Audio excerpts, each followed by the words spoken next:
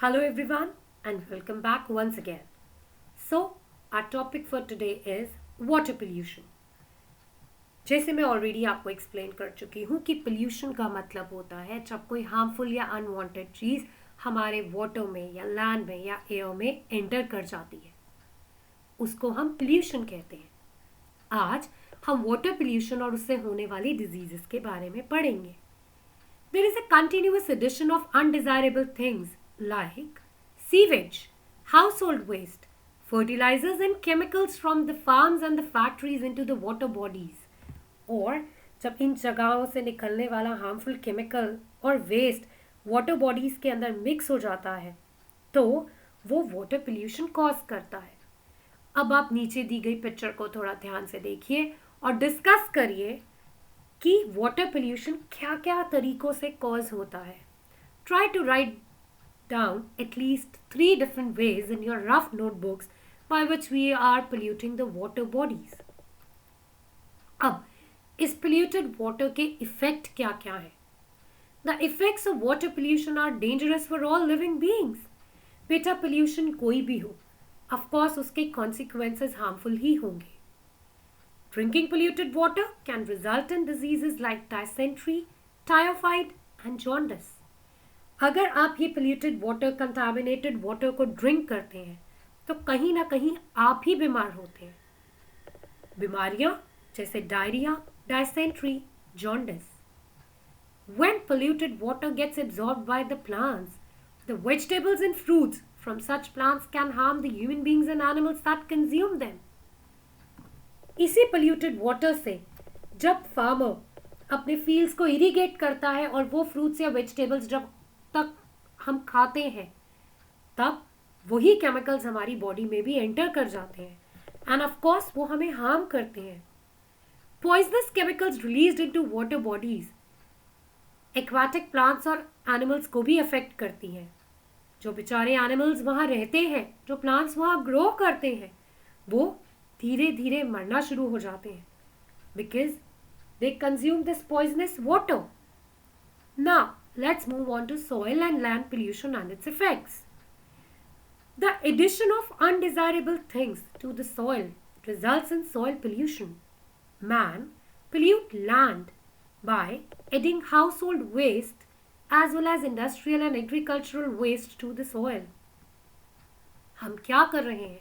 हम अपने आसपास के एरिया को pollute कर रहे हैं, उसमें बहुत सारे बायोडिग्रेडेबल चीज़ों को डंप कर रहे हैं जो एब्जॉर्ब हो जाते हैं सॉइल में, बट नॉन बायोडिग्रेडेबल चीज़ें जो हम डंप कर रहे हैं वो सॉइल को पोल्यूट कर रहे हैं। एनिमल्स के लिए भी वो हार्मफुल है। Anything that is of no use is called waste. A lot of waste is being produced in every household, especially with the changes in the standard of living. Right, children? जैसे जैसे हमने अपने standard of living को बढ़ाया है, जो waste हम produce कर रहे हैं वो भी बढ़ रहा है।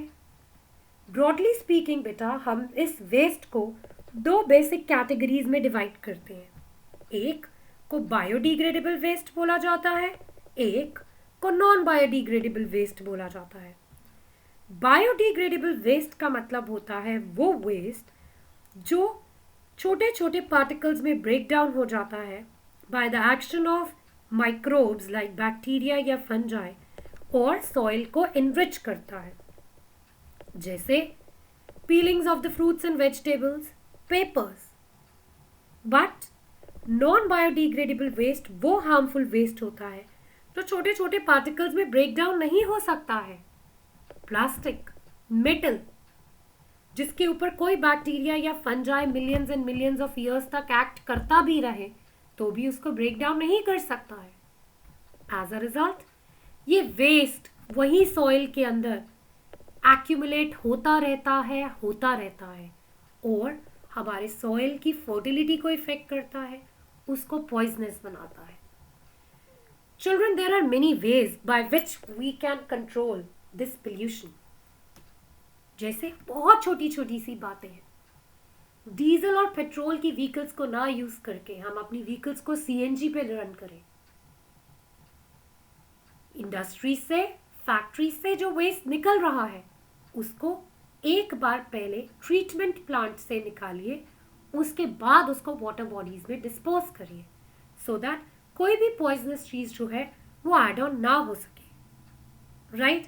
हमें फ्लावर्स को या वर्शिप करने के बाद जितनी भी मूर्तियाँ होती हैं या किसी भी चीज़ की एशेस को वाटर बॉडी में नहीं बहाना चाहिए, उससे वाटर बॉडी पोल्यूट होती है। हमें नॉन बायोडिग्रेडेबल मटेरियल का यूज़ कम से कम करना चाहिए, और अगर हमें उसको डिस्पोज करना है तो हमें प्रॉपर वे से उसको डिस्पोज करना चाहिए।